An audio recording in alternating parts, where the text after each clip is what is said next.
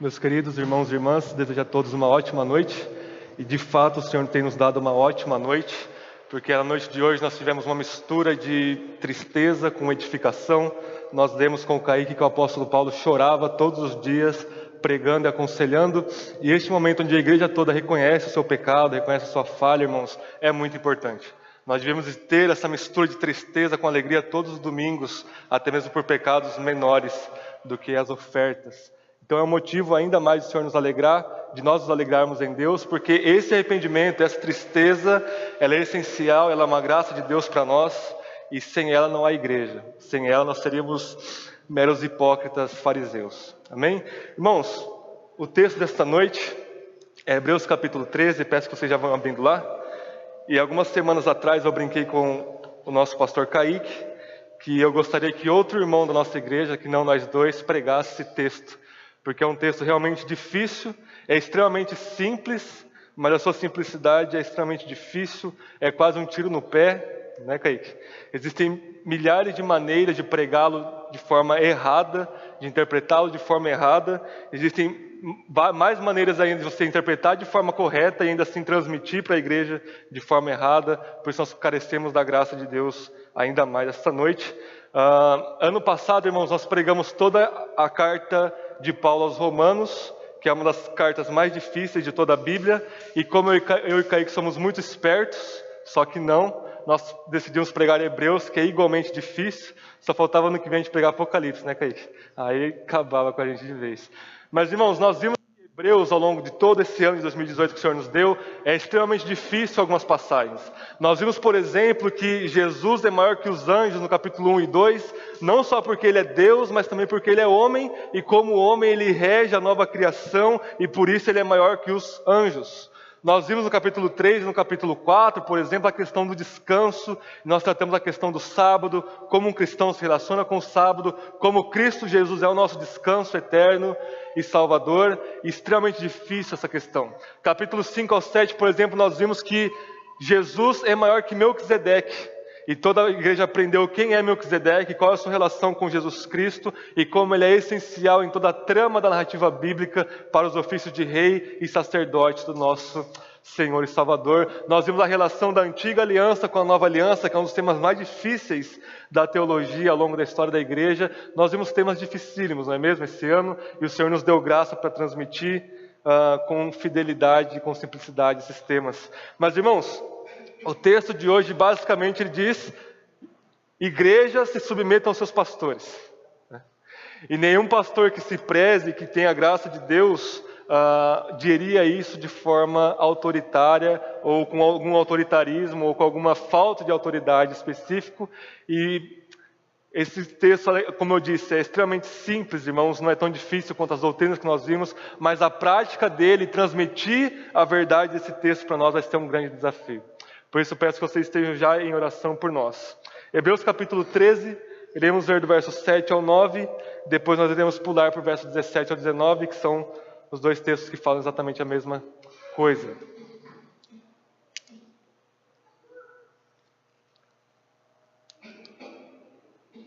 Hebreus capítulo 13, versos 7 ao 9 e depois do 17 ao 19. Depois da leitura eu irei dizer: esta é a palavra do Senhor, a igreja responda com amém, e nós iremos orar mais uma vez. Lembrai-vos dos vossos líderes, que vos pregaram a palavra de Deus, observando-lhes atentamente o resultado da vida, imitai-lhes a fé. Jesus Cristo é o mesmo ontem, hoje e eternamente. Não vos deixei levar por doutrinas diversas e estranhas, pois é bom que o coração seja fortificado pela graça, e não por alimentos que não trouxeram benefício algum aos que se preocuparam com eles. Verso 17. Obedecei aos vossos líderes, sendo-lhes submissos, pois eles estão cuidando de vós como quem há de prestar contas, para que o façam com alegria e não gemendo, pois isso não vos seria útil. Orai por nós, pois estamos convencidos de que temos boa consciência, desejando portar-nos corretamente em tudo. É com insistência que eu vos exorto para que assim façais, para que logo eu vos seja restituído. Esta é a palavra do Senhor. Amém? Vamos orar mais uma vez.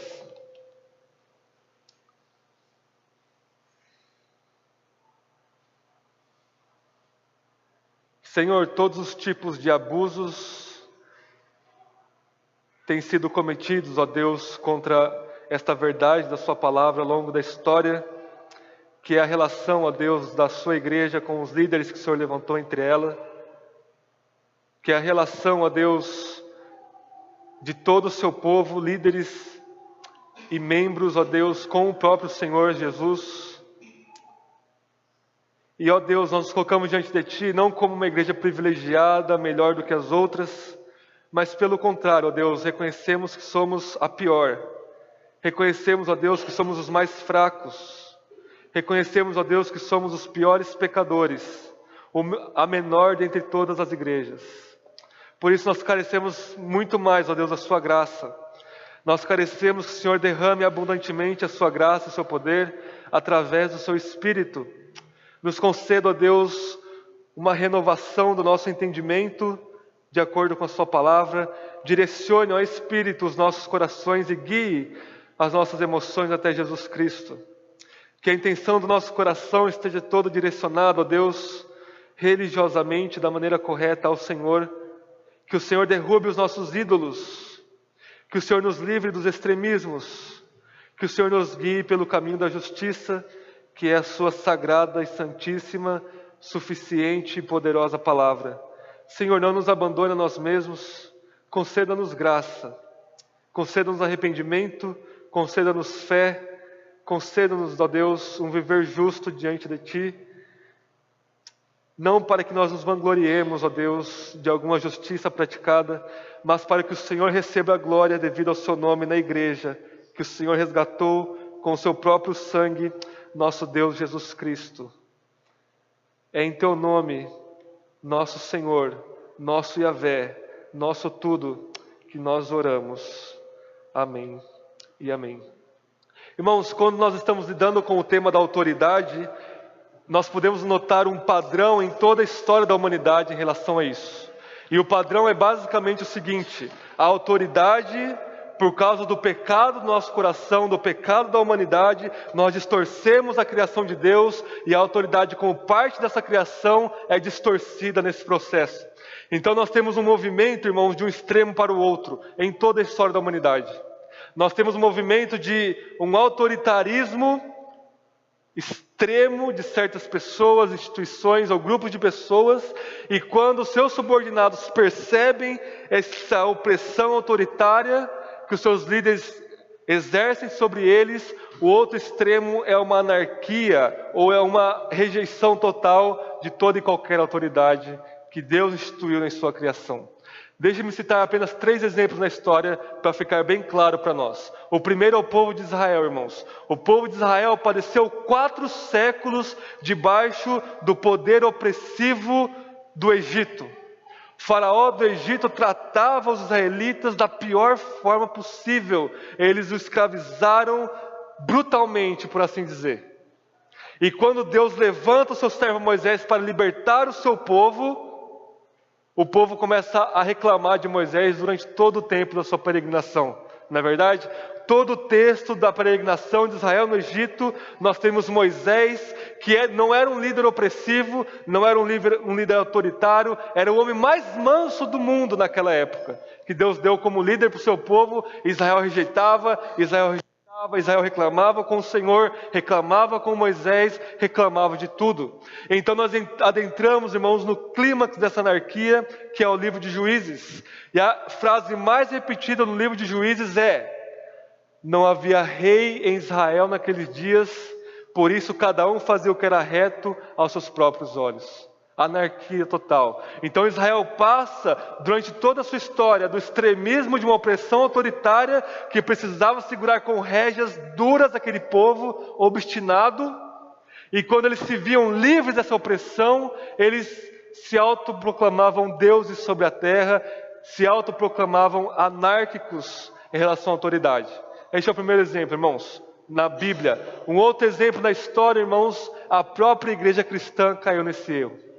Durante toda a Idade Média, foi se consolidando e se aumentando o poder de uma determinada igreja, num determinado local, que era Roma, e a igreja de Roma começou a crescer acima das outras igrejas, e o líder daquela igreja começou a ser chamado de pai, em latim, papa.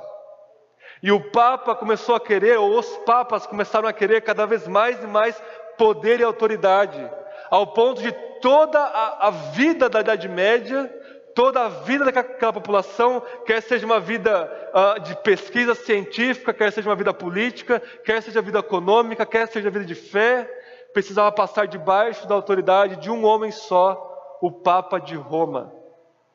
Irmãos, quando vem Lutero, Calvino, Zwingli, os reformadores, e eles derrubam esse leviatã, esse autoritarismo indevido, eles não estavam querendo monarquia.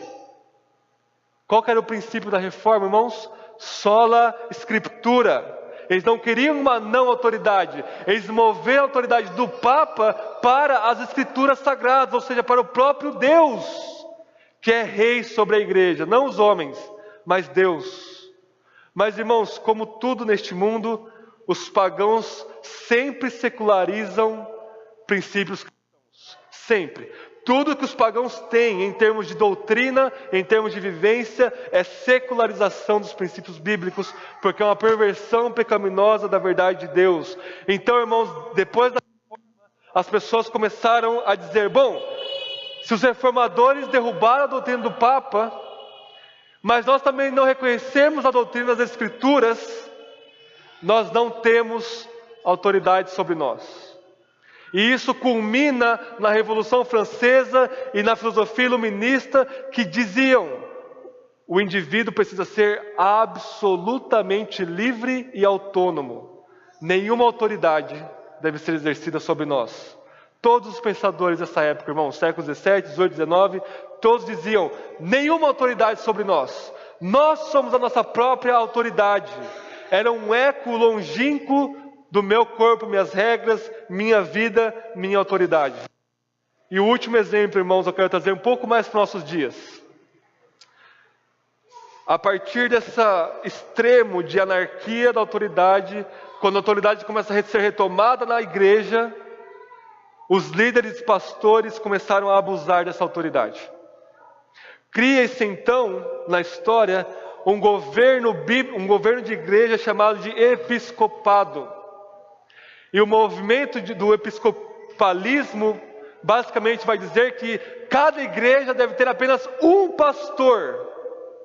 E esse pastor, ele deve reger a totalidade da vida da igreja.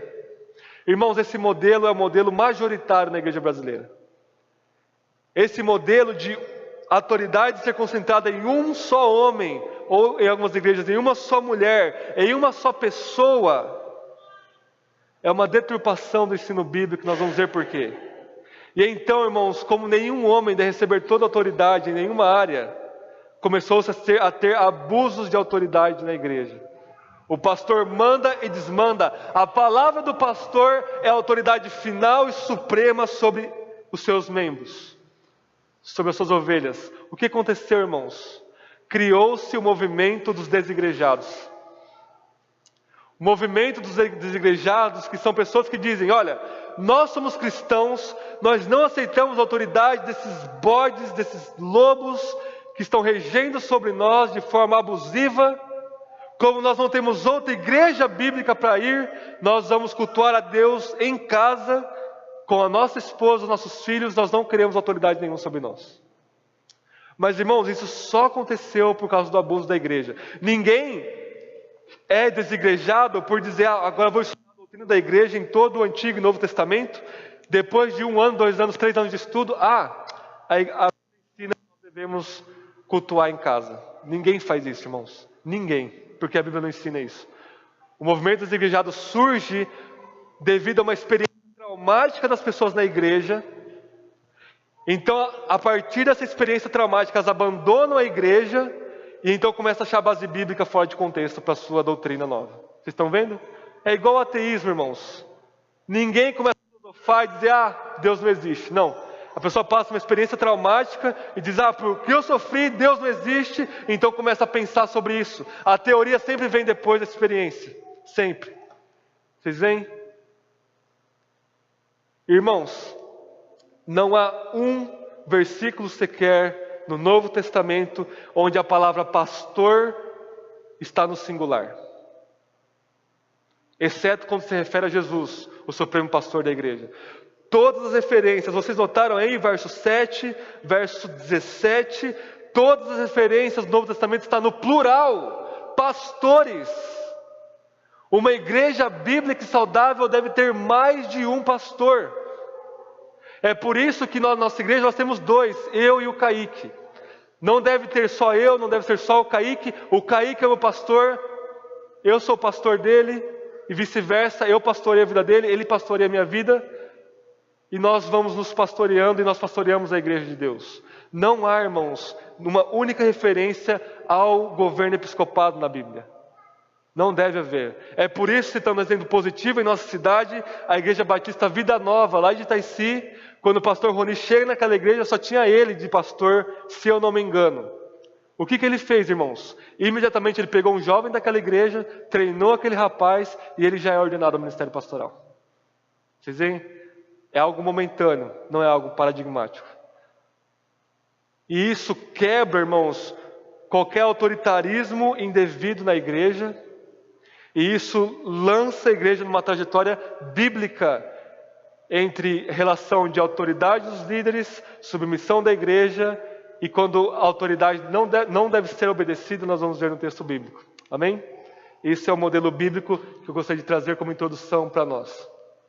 Então, irmãos, nós vamos ver 3 coisas essa noite que o texto nos fala. Primeiramente, nós vamos ver os deveres dos líderes. Em conjunto, nós vamos ver os deveres da igreja, dos membros da igreja. E em terceiro lugar, nós vamos ver o fundamento para a liderança, a autoridade da liderança na igreja e a submissão da igreja a essa liderança. Amém? E cada um dos 3 pontos nós vamos ver que estão relacionados entre si. Primeiro, o dever dos líderes, irmãos. Verso 7. Hebreus capítulo 13, verso 7. Lembrai-vos dos vossos líderes que vos pregaram a palavra de Deus. Irmãos, o primeiro e mais importante dever e obrigação de um pastor é pregar a palavra de Deus. É por isso que logo no começo da igreja, no livro de Atos, quando surgiram questões administrativas na igreja, Pedro e os apóstolos se levantam, batizam ou inauguram o ministério diaconal e Pedro diz: olha, nós vamos eleger homens cheios do Espírito para cuidar dessas coisas, porque nós vamos dedicar a 2 coisas: orar e pregar. Irmãos, Pedro basicamente está dizendo, olha, o único ou o principal dever de um pastor é pregar a palavra de Deus. Não é pregar as suas intenções, não é eu chegar aqui e dizer, eu acho que a igreja precisa ouvir isso, então eu vou pregar sobre isso, eu vou pregar sobre esse tema. Não, a principal obrigação de um pastor é abrir as escrituras e expor verso por verso, palavra por palavra, livro por livro, e alimentar o rebanho de Deus. Irmãos, é só isso que Paulo falou para Timóteo. Em todas as cartas a Timóteo, Paulo fala: jovem, pastor, pregue a palavra de Deus. Se dedique a pregar a palavra de Deus. Se dedique a ler a palavra de Deus. Irmãos, poucas igrejas podem pregar isso daqui, no Brasil e no mundo. O movimento evangélico brasileiro é arlenical. E esse adjetivo significa carnavalesco, fragmentado. É uma comédia, irmãos. É uma paródia do que é ser uma igreja bíblica. Achar um pastor que pregue não os seus próprios conselhos, não falsas doutrinas, mas exatamente o que está escrito no texto sagrado, é como achar pelo em ovo, é como achar ouro em lugares que não tem no nosso país. Esse é o principal dever de um pastor, irmãos: pregar, pregar e pregar a palavra de Deus. As outras coisas são complementos, são notas de rodapé, são apêndices. Se um pastor não prega a palavra de Deus, nada mais importa, está absolutamente desqualificado para pastorear. Ele pode ser doutor em economia, em psicologia e em teologia, ou seja, ele pode ser o maior administrador de dinheiro do mundo. Aí o irmão Marcos na nossa igreja não teria nenhum problema com dinheiro, né, irmão Marcos? Ele poderia ser o maior conselheiro do mundo, ter PhD em psicologia. Você chega com qualquer problema diante dele e ele tem lá 15 soluções para esse problema, de diversas teorias psicológicas. Ele pode ser o maior teólogo do mundo, com seu PhD em Cambridge, por assim dizer. Ele pode conhecer todas as doutrinas de cabo a rabo, todos os teólogos da igreja, mas se ele não pregar a palavra de Deus publicamente, isso vai ser nada mais do que um lixo. Isso vai ser apenas mais peso para quando ele for julgado e condenado no dia do julgamento final. Mas se pelo contrário, o pastor às vezes não sabe ler direito, ele é pobre, ele tem muitas dificuldades, às vezes ele é gago, não tem uma retórica muito boa, mas ele ora e ele sobe no púlpito e ele prega a palavra de Deus com poder e graça, é suficiente, irmãos. Este é o principal dever dos líderes da igreja, pregar a palavra de Deus, pregar. E é isso que nós fazemos todos os domingos, irmãos, todas as quartas-feiras para vocês. Eu vou passar aqui, o primeiro dever da igreja, irmãos, nosso texto, é se submeter aos líderes. Mas vamos ver o que isso significa. Verso 17. Obedecei aos vossos líderes, sendo-lhes submissos. E o pastor episcopal, ao pregar esse texto, ele vai dizer: está vendo, irmãos? Vocês têm que me obedecer. Ah, como vocês são insubmissos. Ah, como eu sofro com vocês. É isso que o texto está dizendo, irmãos? Qual que é a submissão que a igreja deve aos seus líderes? Em outras palavras, nada mais é do que uma submissão à palavra de Deus. Porque a única submissão e obediência que a igreja deve aos seus pastores é quando ele prega a palavra de Deus. Eu não vou dizer A ou B e vocês têm que seguir à risca. Não, vocês só se submeterão a qualquer palavra vinda deste púlpito ou do aconselhamento que nós vamos dar para vocês, se estiver de acordo com a palavra de Deus. Em última instância, irmãos, a nossa submissão como igreja está na palavra de Deus. E a igreja então escolhe pessoas chamadas por Deus dentro dela, para representá-la diante de Deus, para se esmerar em estudar a palavra de Deus, para que ela se submeta com mais precisão, amor e alegria à palavra de Deus. Então não é uma submissão à pessoa do pastor enquanto si. Como nós vimos em Hebreus e em Romanos, por exemplo, a autoridade do Estado é fundamentada e guiada pela sua justiça diante de Deus. Quando o Estado promove justiça e pune os crimes, então a sociedade se submete a esse Estado. Mas quando o Estado se torna um Deus, nós não devemos submissão a esse Estado. Quando um marido se torna um Deus dentro de casa, isso quebra a sua autoridade com sua esposa. Quando o pai e a mãe se tornam deuses dentro de casa, isso quebra, e isso distorce, isso corrompe, deturpa a sua autoridade com seus filhos. Da mesma forma os pastores, irmãos. A relação da igreja é uma relação de fé, é uma relação espiritual, e a única obediência que nós devemos a alguém é quando essa obediência flui da palavra de Deus.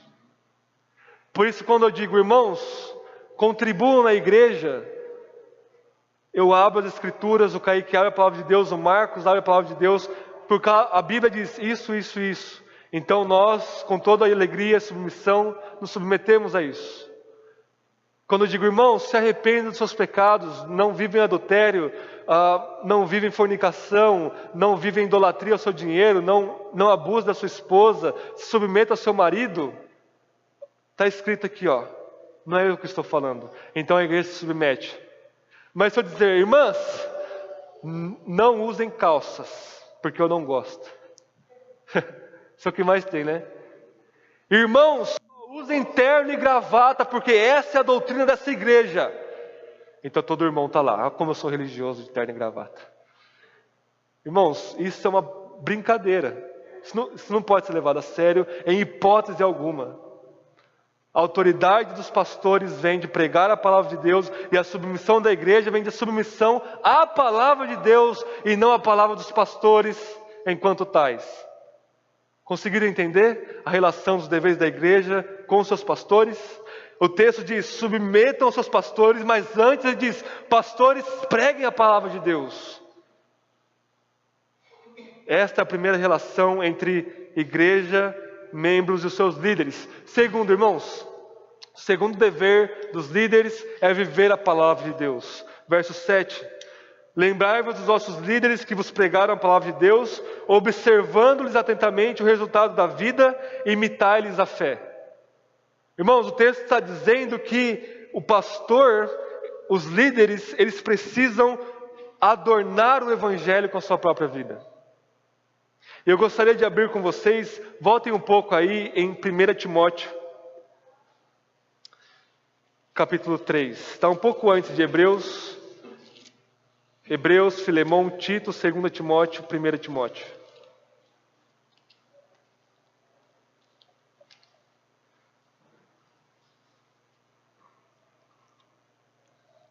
Primeira Timóteo, capítulo 3, verso 1 diz assim: esta palavra é digna de crédito, se alguém almeja ser bispo, deseja algo excelente. Só um parênteses aqui, irmãos. Bispo, presbítero e pastor são 3 palavras para se dizer a mesma coisa. O bispo é o pastor é o presbítero e o presbítero é o bispo. É a mesma coisa, irmãos. São só aspectos diferentes da mesma função. Presbítero é aquele que preside sobre a igreja. Bispo é aquele que supervisiona a igreja. E pastor nem é um título. É só uma metáfora amorosa para se referir ao cuidado dos líderes para com seus membros. Então, bispos, pastores e presbíteros é a mesma coisa. Então, Paulo diz a Timóteo: se alguém quer ser bispo, quer ser pastor, quer ser líder, que é algo excelente. É necessário, portanto, que o bispo seja irrepreensível, marido de uma só mulher, equilibrado, tenha domínio próprio, seja respeitável, hospitaleiro, apto para ensinar, não dado ao vinho e nem à violência, mas amável, inimigo de discórdias, não ganancioso, deve governar bem a própria casa, mantendo os filhos em sujeição com todo respeito, pois se alguém não sabe governar a própria casa, como cuidará da igreja de Deus?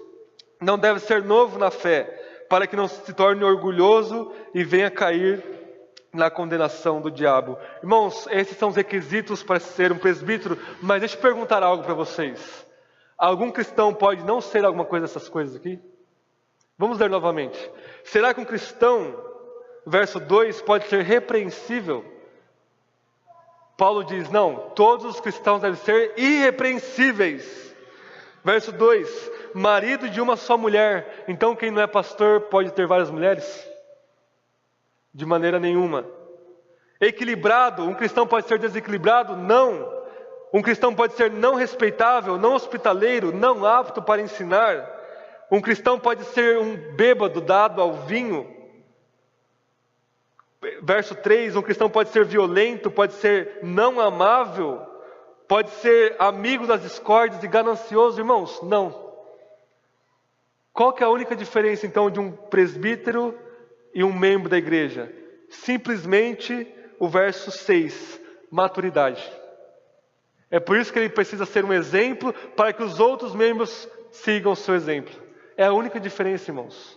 Não existe nada em especial em um pastor. Não existe nada de novo, de importante ou de extraordinário em um pastor. Ele é simplesmente um cristão que Deus deu a graça de ter um pouco mais de maturidade na fé.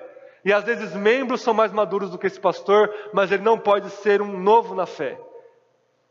Infelizmente, quando eu comecei a pregar aqui em 2012, eu era um novo na fé, eu não podia pregar, né, Eurípides? Os irmãos me toleravam, eu ia por muitos anos, mas graças a Deus, com o casamento, a minha esposa me pulindo, Deus deu alguma maturidade para a gente. Amém? Mas irmãos, essa é a única diferença. O pastor ele deve ter alguma maturidade para que os membros o olhem e vejam o evangelho encarnado na sua vida, ainda que com muitas falhas, com muitos arrependimentos, com muitos defeitos, mas eles dizem: olha, esse meu irmão mais velho, ele tem muitos defeitos, mas ele se arrepende, ele se volta para Deus, ele ora, ele conhece as Escrituras, e eu vou me submeter ao ensino de Deus através dele. E em contrapartida, irmãos, o dever da igreja é imitar os seus pastores. É por isso que a igreja se torna ou autoritária ou anárquica, porque os seus pastores são leviatãs, bestas autoritárias ou bananas que não têm autoridade nenhuma, porque não pregam a palavra de Deus. Vocês veem com cada ponto do nosso texto em relação com os outros, cada dever do pastor é exatamente o mesmo dever paralelamente da sua igreja. O primeiro dever de um pastor é pregar, o segundo é viver, o primeiro dever da igreja é submeter ao ensino bíblico e viver esse ensino bíblico. E caminhar para uma autoridade. Todos nós devemos caminhar ao ponto de todos os irmãos aqui puderem ser pastores. E todos os irmãos aqui são pastores de suas esposas e de seus filhos. E em terceiro e último lugar, irmãos, o terceiro dever de um pastor é cuidar do seu rebanho, e o terceiro dever da igreja é cuidar do seu pastor. Vejam aí o verso 17. Sejam submissos, pois eles estão cuidando de vós, como quem há de prestar contas, para que façam com alegria e não gemendo, pois isso não será útil para vocês. Verso 18, orem por nós, orem pelos líderes. Irmãos, o dever dos pastores, além de pregar publicamente, é pregar individualmente para cada família, para cada irmão, aconselhando cada irmão. Eu e o Kaique temos a obrigação diante de Deus de aconselhar vocês conforme a Bíblia, de orar por vocês diariamente, de como Paulo chorar e agonizar diante de Deus, mas vocês também têm esse dever para conosco. À medida que o pastor ora pela igreja, a igreja olha para o pastor. O maior pastor do século XIX, Charles Spurgeon, perguntaram para ele: Spurgeon, você é o maior pregador do nosso século, qual que é o segredo do seu ministério? E a primeira e imediata resposta que veio na mente de Spurgeon foi: minha igreja ora por mim. O segredo do príncipe dos pregadores, de um dos maiores pregadores da sua igreja, dos nossos tempos, de toda a história, foi: a igreja orava por ele. A igreja orava por Lutero, a igreja orava por Calvino, por Jonathan Edwards, e eu tenho certeza que vocês oram por nós, porque nós oramos por vocês. Irmãos, à medida que esse entendimento bíblico, a igreja lança num caminho de maturidade, de espiritualidade e de ser saudável na sua vida cristã, o pastor prega corretamente o que está escrito, a igreja se submete, o pastor, portanto, ele vive, a igreja vive a palavra de Deus, o pastor cuida da igreja, a igreja cuida do pastor. O resultado disso: alegria cristã. O texto diz: para que eles façam isso com alegria, porque se vocês não se submetem, o pastor não prega, ou se o pastor, pressupondo, é um homem de Deus, ele vai fazer isso gemendo. Ele vai fazer isso com dores. E isso volta para a igreja. Isso não é aproveitável para a igreja. E diante de Deus eu quero dizer para vocês que eu e o Kaique somos os pastores mais alegres desde que nós conhecemos, né, Kaique? Ainda que nós choramos, ainda que vocês dão trabalho para nós, vocês se submetem, não a minha palavra, não a palavra dele, não a palavra do Eurípides, do Marcos, mas a palavra de Deus. E isso tudo, irmãos, é obra da graça de Deus. Não é nós que obedecemos, é Deus que faz isso em nós para a sua própria glória.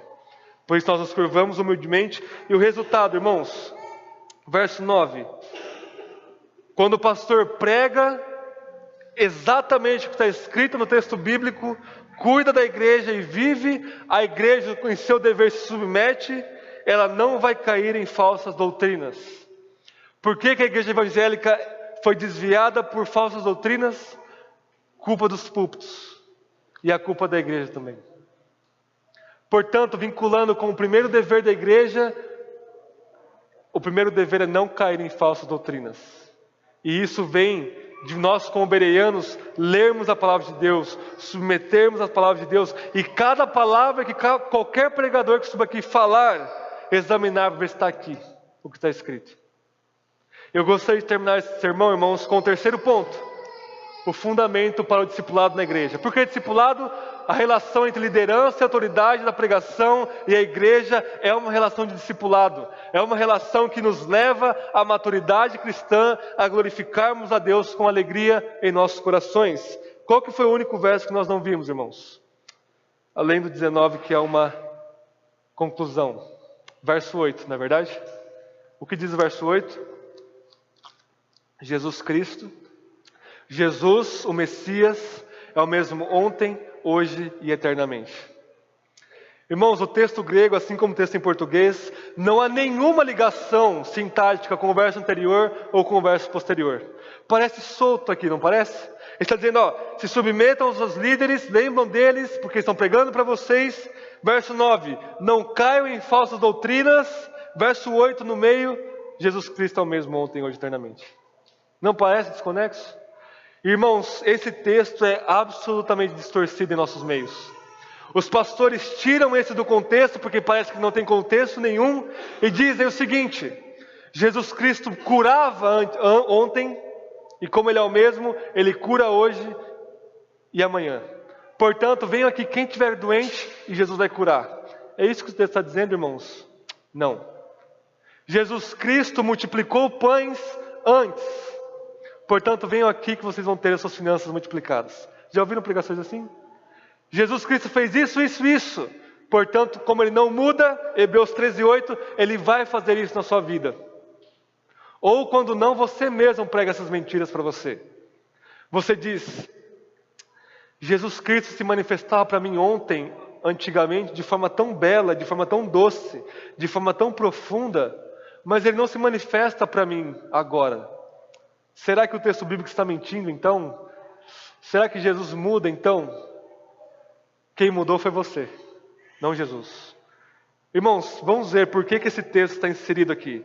Jesus Cristo é o mesmo ontem, hoje e eternamente. O autor aos Hebreus fundamenta essa verdade da imutabilidade de Jesus em Malaquias 3:6.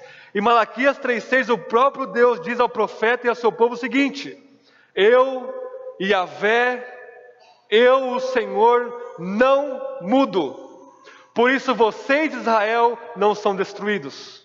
Vocês veem? Há uma conexão entre a imutabilidade de Deus e a não destruição do seu povo. E qual que é o fundamento, irmãos, para a imutabilidade de Jesus? Ele é Deus. A não mudança de Jesus está fundamentada na imutabilidade do seu atributo como Deus. Vamos ver Hebreus capítulo 1, irmãos. É o único outro texto em Hebreus que fala que Jesus não muda. E Hebreus capítulo 13 faz eco de Hebreus capítulo 1, versículo 12. Desde o verso 5, o autor de Hebreus está dizendo que Jesus é maior do que os anjos, porque Jesus é Deus. E olha o que ele diz no verso 12: como um manto enrolarás, e como roupas serão mudados. Está falando aqui de toda a criação. Mas tu és o mesmo, e os teus anos não terão fim. Citando aqui os Salmos. Irmãos, o autor aos Hebreus está dizendo que enquanto tudo no universo, toda a ordem criada muda, Jesus Cristo possui um caráter e uma substância imutável. Ou seja, todas as bilhões e bilhões de massivas galáxias e estrelas incontáveis são nada, com uma sombra, com uma água, diante da substância de Cristo Jesus nosso Senhor. Ele não muda. Ao contrário de mim, ao contrário de vocês que perecem, que mudam, que se arrependam, Jesus Cristo é o mesmo ontem, hoje e eternamente. Irmãos, a imutabilidade de Jesus fundamenta os 3 pontos de deveres dos líderes e da igreja, em todo o livro de Hebreus. Se não, vejamos. O primeiro dever dos líderes da igreja é pregar e obedecer a palavra de Deus, não é? Quem é a palavra de Deus, irmãos? Vocês estão em Hebreus capítulo 1? Vamos deixar o próprio autor responder as nossas perguntas. Hebreus capítulo 1, verso 1 e 2. As primeiras palavras que nós vimos em janeiro. No passado, por meio dos profetas, Deus falou aos pais muitas vezes e de muitas maneiras. Nestes últimos dias, porém, Ele nos falou pelo Filho, a quem designou herdeiro de todas as coisas e por meio de quem também fez o universo. Ele é o resplendor da sua glória e a representação exata do seu ser, e Jesus sustenta todas as coisas pela palavra do seu poder. E tendo feito a purificação dos pecados do seu povo, assentou-se à direita da majestade nas alturas, tornando-se superior aos anjos. O que é a palavra de Deus, irmãos? Cristo. O que deve ser pregado domingo após domingo? Cristo Jesus. Qual que é a submissão da igreja? Cristo Jesus. Toda a autoridade me foi dada nos céus e na terra, Mateus capítulo 28. Portanto, preguem. Ide e façam discípulos. Toda a autoridade está concentrada no núcleo da pessoa de Jesus Cristo. É por isso que nós podemos pregar, irmãos, domingo após domingo a mesma palavra, porque essa palavra não muda, porque essa palavra é Jesus. É por isso que vocês não devem cair em falsas doutrinas, porque falsas doutrinas mostram mutabilidade, mostram mudança, mostram inconstância.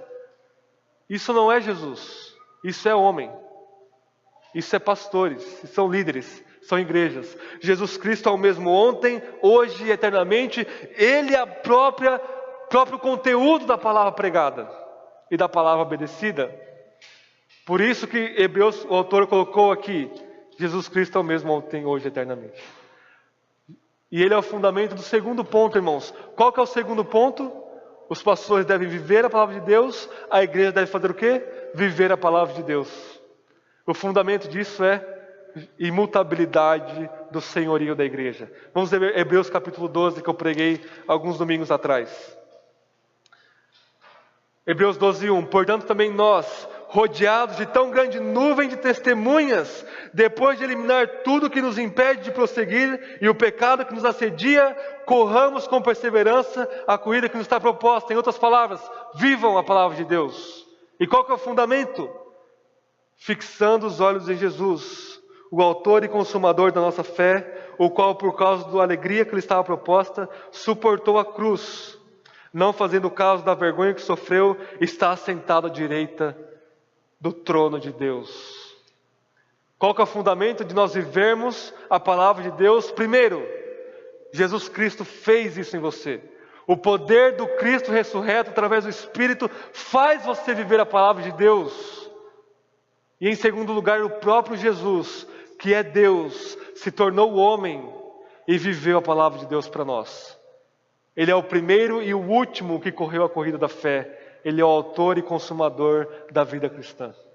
Você olha para Ele, e quando seus pastores te desapontarem, quando seus irmãos se desapontarem, você não vai abandonar a fé. Porque o fundamento último não são os homens, não é a igreja, não é a placa da igreja, é Jesus Cristo, o imutável. Amém, irmãos? E em terceiro e último lugar, o terceiro dever dos líderes é cuidar do seu rebanho, o terceiro dever da igreja é cuidar dos seus líderes. E o fundamento disso é, Jesus Cristo cuida de nós. O pastor Kaique pregou domingo passado, verso 38,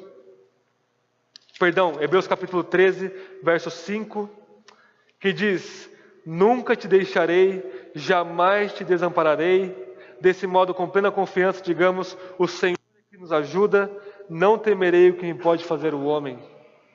Hebreus capítulo 13 ainda, verso 20, que eu vou pregar daqui 2 domingos, finalizando a carta aos Hebreus. O Deus de paz, que pelo sangue da aliança eterna trouxe dentre os mortos nosso Senhor Jesus, o grande pastor das ovelhas, vos aperfeiçoe em toda obra. Qual que é o grande pastor? Jesus. E por que Ele é o pastor? Porque Ele cuida das suas ovelhas. João capítulo 10, Jesus diz que Ele é o pastor das ovelhas, e as suas ovelhas estão na palma de suas mãos, e ninguém pode arrebatá-las das suas mãos, porque Ele é onipotente. E aqui nós podemos cuidar uns dos outros, porque Jesus Cristo cuida de nós e Ele é imutável. Ao longo da carta aos Hebreus, o pastor que escreve essa carta diz: Jesus é o nosso sumo sacerdote. E como sumo sacerdote que se fez homem, que sabe o que é padecer, que sabe o que é cada um dos nossos sofrimentos, Ele cuida de nós. E esse é o fundamento para nós cuidarmos um dos outros. Eu gostaria de encerrar, irmãos, já avançamos nosso horário, lendo com vocês 1 Pedro. Vão um pouquinho para frente aí na Bíblia de vocês. 1 Pedro capítulo 5.